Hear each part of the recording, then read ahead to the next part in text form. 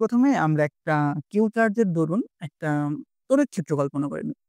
তো এটা হলো সেই তড়িৎ ক্ষেত্র যেটা কিউ চার্জের কারণে তৈরি হয়েছে এবং এটা হলো তার প্রভাবী অঞ্চল। এখন এই একটা বিন্দু কল্পনা করেন। আমরা কি করলাম? একক ধনাত্মক আধান এইখানে স্থাপন করলাম। তো এইটাও আপনার পজিটিভ চার্জ, এটাও একটা পজিটিভ চার্জ। তো দুটো পজিটিভ চার্জ হওয়ার কারণে এই কিউ এই একক ধনাত্মক চার্জকে বিকর্ষণ করবে, একটা বিকর্ষণ বল প্রয়োগ করবে। তো এইখানে যে বল হবে সেই বলটাকে বলা হবে আপনার তড়িৎ প্রাবল্য। এবং এইখানে যে একক ধনাত্মক চার্জ থাকে, আমরা কি করছি এই একক ধনাত্মক চার্জ এইখান থেকে আমরা এর ভিতরে এইভাবে নিয়ে গেছি এখানে। তো এইখান দিয়ে যাওয়ার সময় আমাদের কোনো কষ্ট হবে না। কারণ এইখানে এই চার্জের কোনো বল কাজ করতেছে না। যখনই আপনি এর ভেতরে প্রবেশ করবেন, বল প্রয়োগ শুরু হবে এবং আপনি বলের বিরুদ্ধে কাজ করে সামনে যেতে, যেতে এই বিন্দুতে +1 কুলম্ব আধান রাখছে। তো আপনার এইখানে নিয়ে যেতে আপনার যে পরিমাণ কাজ করতে হইছে, সেটাকে বলা হবে এই বিন্দুর বিভব। যেটাকে আমরা ভি কল্পনা করতেছি। আমাদের পুরো সেটআপে এরকম যে একটি কিউ চার্জ, এখানে চার্জ হবে কিউ চার্জ এর দরুন সৃষ্ট তড়িৎ ক্ষেত্রের কোন বিন্দুতে তড়িৎ প্রাবল্য ই, তড়িৎ প্রাবল্য একটা ভেক্টর রাশি এবং বিভব হলো ভি।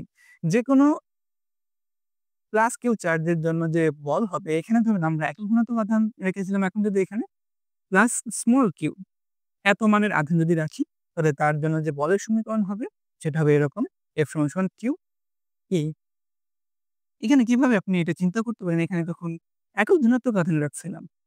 তো একক ধনাত্মক আধানের জন্য, একক ধনাত্মক আধানের জন্য, আধানের জন্য।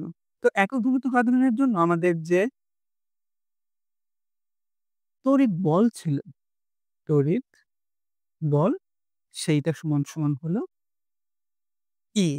এখন যদি আপনারা এখানে একক ধনাত্মকের পরিবর্তে যদি প্লাস কিউ আধান আপনি স্থাপন করেন, তাহলে জাস্ট আপনি কি করবেন? এইটার সাথে আপনার এইটা গুণন করবেন। তাহলে আপনি এই চার্জ যখন এখানে স্থাপন করবেন, তার আপনি বল পেয়ে যাবেন এবং বলের ক্ষেত্রে ভেক্টর রাশি। তো এইটা এবং এইটার উপর ভেক্টর রাশি হবে। আচ্ছা, বিভব শক্তি কি? এই যে এখানে আমরা এটা বিভব দেখছি আর এটা হলো আপনার বিভব শক্তি, দুটো আলাদা জিনিস। তো আমরা একটু আগে বললাম যে এইখানে আপনি +1 কুলম্ব আধান নিয়ে যাবেন। নিয়ে গেলে আপনাকে যে পরিমাণ কাজ করতে হবে সেটা হবে ভি। অর্থাৎ +1 কুলম্বের জন্য আপনার যে কাজ করতে হচ্ছে, কাজ সেইটা সমান হলো ভি। এখন যদি প্লাস কিউ পরিমাণ চার্জ নিয়ে যান, এর জন্য আপনাকে যে পরিমাণ কাজ করতে হবে সেটা জাস্ট আপনি গুণন করলে পেয়ে যাবেন। এখন এই প্লাস কিউ এর জন্য যেটা পাচ্ছেন একে বলা হবে বিভব শক্তি। যাকে আমরা প্রকাশ করব ইউ দ্বারা, ইউ সমান কিউ ভি। তো বুঝতে পারলেন বিভব যখন হলো আপনার একক ধনাত্মক চার্জ আর বিভব শক্তি যখন হলো সেটা একের চেয়ে বেশি।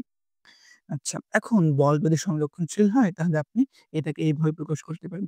এটা হলো আপনার ডেল অপারেটর। এটা হলো বিভব শক্তি। এটা আমাদের ক্লাসিক্যাল মেকানিক্সেও আছে।